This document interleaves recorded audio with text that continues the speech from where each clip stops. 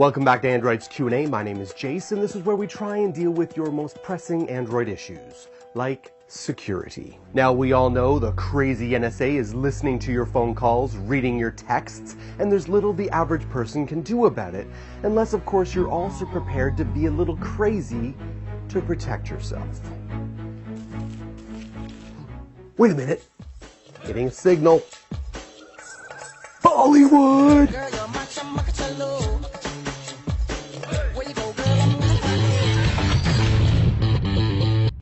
Sadly, I'm sorry I can't help you with the NSA hack question, but I can help my friend Nasser with a security question that I'm sure many of you have. Hey Jayce, I wanted to ask you this. I want to sell my Android phone, but I have to clear all my data beforehand. But I also heard that it could be restored by someone else using some apps that could be used against you. Is there any way that I can prevent this? Good question, Nasser, and there's really 3 steps to this process. Number 1 is you want to remove your SIM card. There's no reason that the new user will need your SIM card, so make sure you do remove that. Second step is to remove your micro SD card. Now, in some cases, the condition of sale may be that the SD card is included in the sale of the phone. If that's the case, make sure you format that micro SD card before you sell the phone. Now, the third step is to do a full factory reset by going to your settings here. All right, now, so I should add here that it is conceivable that even after you do all of this, someone with the right tools and experience could recover your data and use it in a way that you don't want.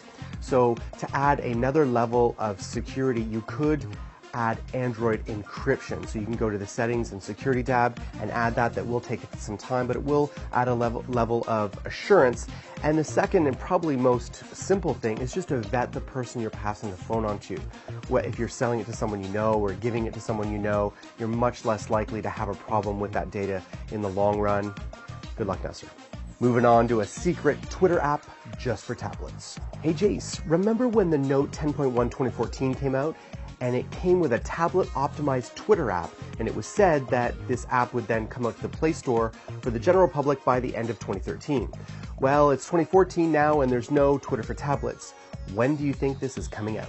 Great question, and you should know that our own Android authorities, Joe Hindy and Andrew Grush, wrote about this app when it initially came out. I've linked to those articles below. But the obvious question remains, why would Twitter spend so much time developing an app just for one tablet? The Note 10.1 2014. Doesn't make much sense.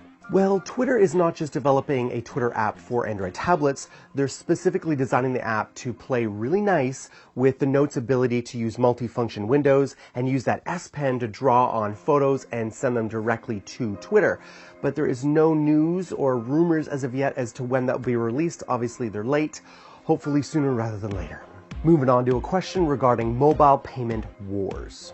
Cameron Ring asks, great show. Question, why is it that carriers can stop the use of mobile payments with Google Wallet? I can't wrap my brain around that one. Well, Cameron, there is a war going on between the carriers Verizon, AT&T, and T-Mobile, who have teamed up to create their own mobile payment system called ISIS using NFC technology. And of course, ISIS is a direct competitor with Google Wallet. But they can't say that directly because that would be anti-competitive behavior and would likely garner a lawsuit. So instead, the carriers have said this.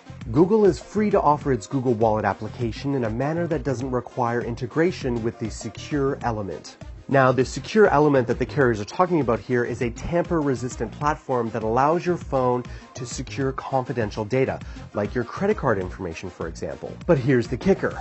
The carrier's mobile payment ISIS also requires access to the secure element, so they're just being painfully hypocritical and deserve a kick in the pants. Now moving on to a question about how to deal with pesky notifications. Rizgar asks, hey Jayce, how do I disable app notifications? I did go to the settings and disabled it, but they keep showing up. Please help. Great question, and I know you said you did this, but for others, I want to go over the basics. First, go to Settings, then Apps, select the specific app, deselect notifications, press OK, and then you're done. Now, that won't solve the problem for all of you. There are some developers who have unfortunately developed notifications that are very spam-like. Good news is that when 4.3 came out, it dealt with that effectively, but not all of you are on 4.3, so I did find a fantastic app on the Google Play Store that was reviewed very well to solve that problem. It's called Notifications Off. Go check it out and let me know in the comments below how it works for you. Thanks for watching, Android peeps. Please remember, if you have any questions or concerns, comments, whatever, please put them in the comments below. I read all of them. I would love to connect with you here on Twitter or Google+. And don't forget my brothers in Android, Josh, Joe, and the Tech Ninja Kevin. I shall see you next week.